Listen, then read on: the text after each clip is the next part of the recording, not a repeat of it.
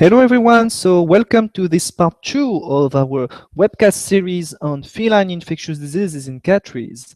So as you know, last time we started to discuss on prophylaxis in catteries, what you can do to better protect, to optimize the health of your cats inside your catteries. So we touched on the sanitary prophylaxis, what you can do in terms of hygiene and sanitation to improve the health of these animals. Today, we're going to focus a little bit more on the medical prophylaxis, so the medical part, the medical things that are required to optimize their health. Hop. So let me find my slide deck. Hop. It's always funny when you do that on Google+. Okay, so let's start again with this medical prophylaxis. And just a quick reminder to remind you why infectious diseases are such a big problem in catteries. I know that when I speak with cat breeders, they often tell me that they are scared about infectious diseases. They are germaphobe. They don't want anybody to touch their cat, and they are not totally crazy. There's a real reason behind that, because it's a basic law of epidemiology.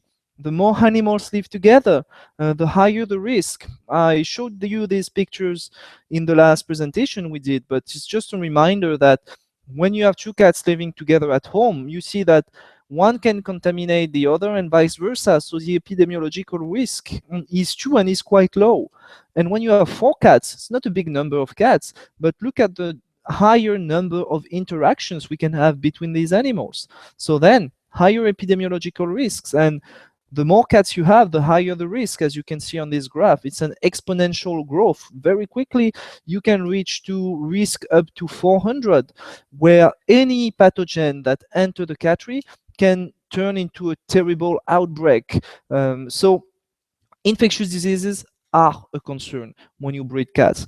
And the other reason is that cats were not meant to be group housed. They are highly susceptible to stress, etc. So when they are in catteries, it's really a very predisposed environment for them to develop those infectious diseases. So that's why it's important to take all the measures that you can to prevent those diseases. And we discussed a little bit about the prophylaxis, what you can do to prevent those diseases last time. And I showed you this quick story about Asclepius, the god of medicine and healing in ancient Greece. And I told you about his 2 daughters, Panacea and Hygeia. Hygeia, goddess of health, cleanliness, and sanitation. Panacea, goddess of the universal remedy. I always like to show you this slide just to remind you that medicine is based on 2 big pillars: hygiene first, and then the drug, the remedy. Last time we focused on hygiene, and I told you that I'm a big believer that this is the cornerstone of the protection of your cattery. And this is really what you guys should focus on. How do we clean and disinfect? How do we rationalize our foot traffic inside our cattery? How can we sectorize? These are key elements to focus on to protect your cats. But it's always a combination of things.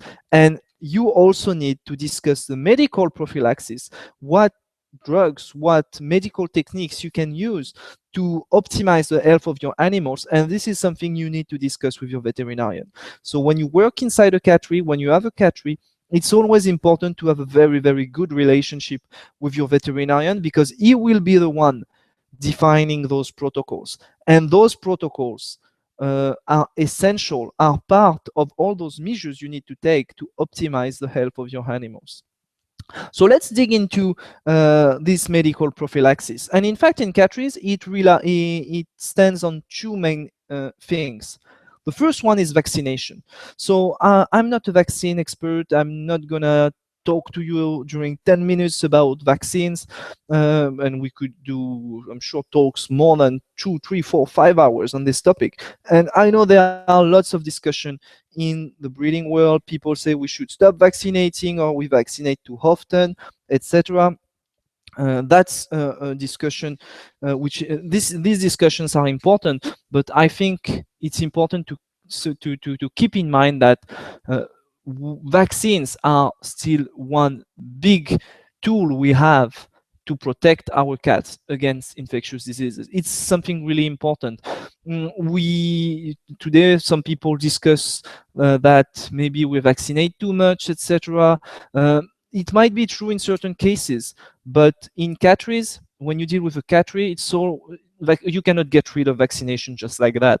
I've worked with some structures where they thought that they could stop vaccinating all their cats because it was unnecessary according to them, etc.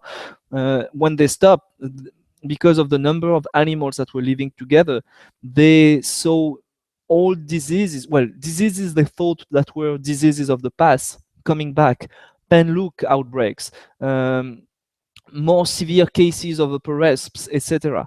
So definitely vaccines are a very good way to protect our cats, and it's even more important when you are inside a cattery.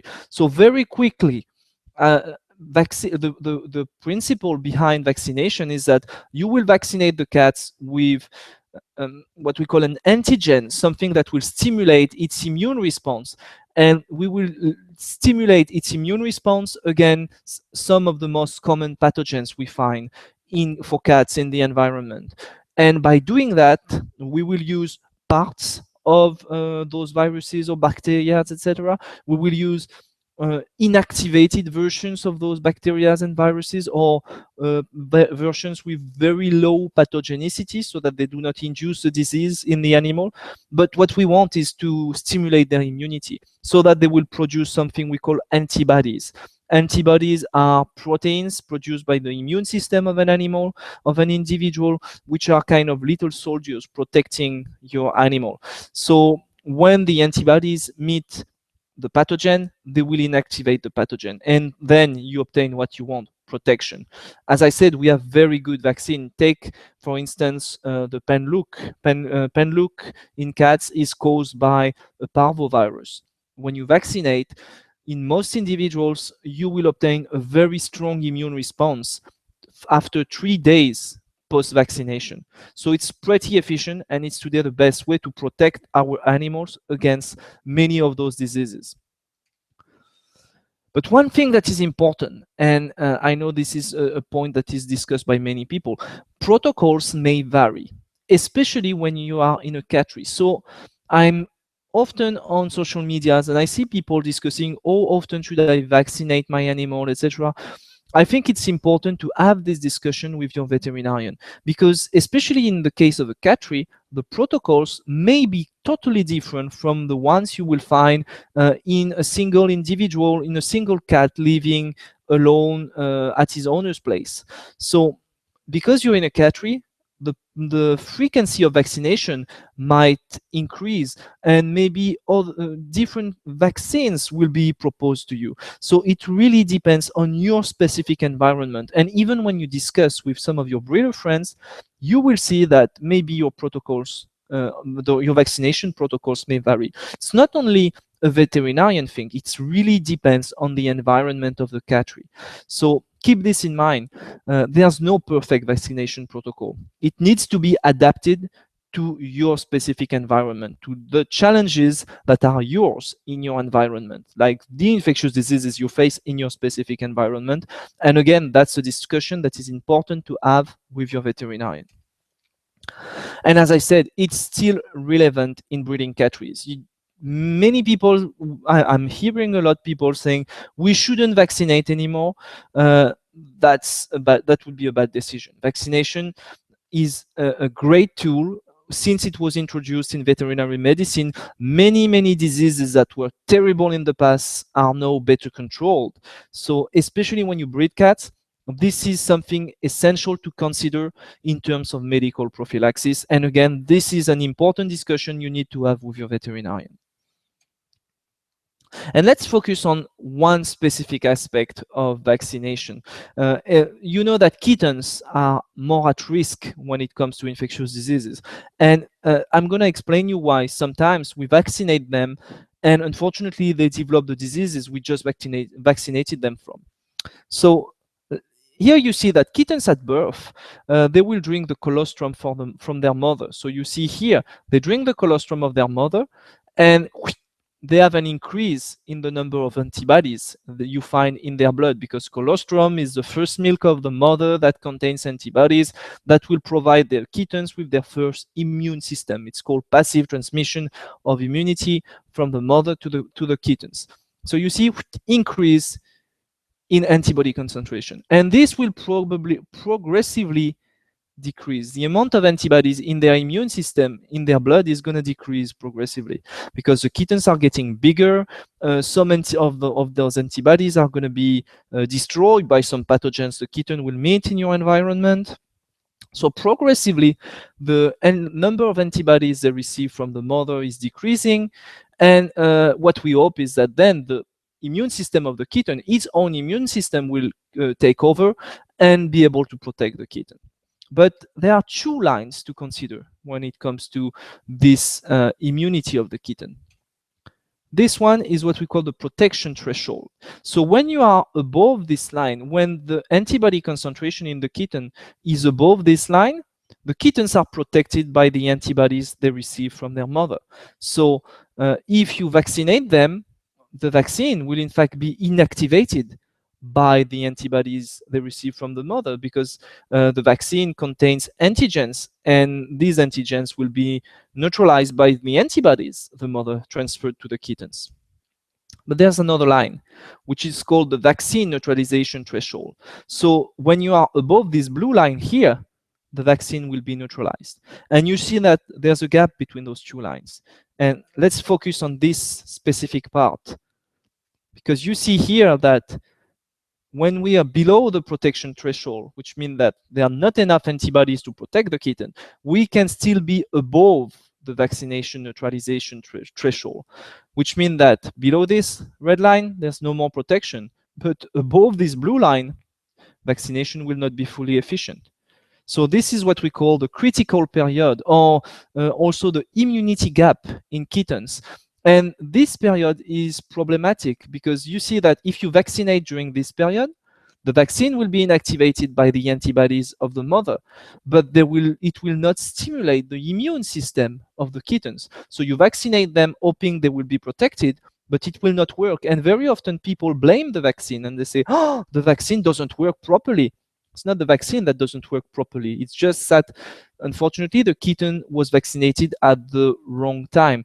And defining when this critical period takes place is very difficult. Many factors influence this critical period. First, the maternal immunity. For a critical period to develop, the mother must have transferred antibodies to the kitten. So basically, if the mother is properly vaccinated, she will transfer antibodies against the disease you vaccinate for. It depends on the colostrum intake as well. I told you that the colostrum, this first milk of the mother, will transfer antibodies to the kittens right after birth. And if the kitten took more colostrum, if one kitten took more colostrum, he will receive more antibodies. So then they will disappear. It will take them more time to disappear. So the critical period might not happen at the same time, depending on the amount of colostrum the kitten drank at birth. It also depends on the dilution phenomenon. I told you that they receive a certain amount of antibodies at birth, and then those kittens are growing. But the faster they grow, the more diluted those antibodies will become. And very often in catteries, we see that sometimes it's the bigger kitten that have more issues. Why? Because certainly their immune system is more diluted. So they're bigger, we think they're stronger, but in fact, they are less protected because their antibodies are more diluted. And the last thing is obviously the disease. It depends on the disease, on the severity of the disease, on the aggressivity of the disease. Certain disease, there's a critical period only for the diseases the mother encountered during her life, or the diseases the mother was vaccinated for. So if the mother never encountered the disease and she was never vaccinated for those diseases, there will not be any critical period in the kitten. So many factors can influence when this will happen, and from a practical standpoint, it's very difficult to define exactly when this will happen, because as you can understand, now it varies from one kitten to the other. Typically, it happens during 5 and 12 weeks of life, and more frequently between 7 and 8 weeks of life. So that tells you why very often during this period, this is when you will see kittens developing weaning diarrhea, because they are in this immunity gap period where they are more susceptible to any disease. This is when you vaccinate them against a disease, and maybe they will develop the same disease. This is not something common, but this is something you as breeders could eventually face. So remember, it might not be that the vaccine is not efficient. It might be that, unfortunately, the kittens were vaccinated at the wrong moment. And today, again, the vaccination protocols are efficient for most of the cases, but these are specific situations you breeders can eventually face. So that's important to keep in mind, because when this kind of thing happen, this is when you should have a discussion with your veterinarian to eventually rebuild a new vaccination protocol to avoid this to become a bigger problem inside your cattery. The last thing to consider is about deworming. Again, I think when it comes to sanitary medical prophylaxis, deworming is the other thing like vaccination to consider in catteries. Remember that, and we'll touch on that in the next webcast we'll do on GI disorders. But remember that parasite-free cats do not exist. They all have parasites, and they all carry some parasites. And it's not because you don't see clinical signs that there are no parasites around. So, and those parasites can be found typically during stressful period, especially during lactation, gestation, and in the kittens. So one thing we do recommend today, there are very good deworming drugs on the market, no doubt about that. But you can adapt your deworming protocol to your specific catteries, to the specific parasite that can eventually be a problem inside your cattery. And one thing to help you do that is what we call the pooled fecal analysis. So typically today, my colleagues from parasitology departments in the vet schools, they recommend to do twice a year what we call a pooled fecal analysis. So basically you collect stools from the different types of individuals in your cattery, the adults, the pregnant mothers, the kittens. You mix all of these together and you send this to a laboratory that will tell you what kind of parasites are circulating inside your cattery. Remember, those animals are healthy. You just want to have an idea of the parasitism inside your cattery at a specific moment. So if it comes back negative, it's good. It means that it doesn't mean that there's no parasite. It just tells you that at this moment there's no parasites circulating, and that certainly your deworming protocol is well adapted to your specific environment. If some parasites show up, are detected by the analysis, it might indicate that there's rooms for some improvement for your deworming protocol. So again, I'm sure if you speak with other breeders, you will realize that most of you have different deworming protocols. It's not one is better than the other. You need to use a protocol that is adapted to your specific environment. So don't hesitate to use this tool with your veterinarian. Do it twice a year. These are the recommendations from the vet schools today. Do it twice a year to have an idea of what's going on inside your cattery. Do it on healthy individuals, because when you have clinical symptoms, it's a totally different story. But then when that will tell you if your medical prophylaxis, if the deworming protocol is well adapted or not. So that's what I wanted to share with you. Today I'm trying to find the window. Here it is. So that's what I wanted to share with you today on medical prophylaxis. So again, as you see, it really relies on two main components: vaccination and deworming. And remember, Today we hear a lot of things that we should stop doing those treatments because they're pointless and they're toxic and blah blah blah. Um, One thing which is sure, in catteries there's a higher risk of infectious diseases, so those medical protocols are part of your techniques to protect the health of your animals. So don't hesitate to discuss them with your veterinarian to better adapt them to your specific environment. Each cattery is different. Each cattery might have different protocols, and that really depends on the specific challenges you might have to face in your specific environment. So I hope you learned a few things and from this webinar. Again, remember that these are topics we discuss a lot on our blog posts. So don't hesitate to visit the blogs. Don't hesitate to comment, to share your experience, to follow us on social media and ask us your questions. We'll be more than happy to answer if we can. And okay, I hope to see you soon for the next episode of this webcast series, which will focus this time on gastrointestinal disorders in puppies, in kittens. See you and bye bye.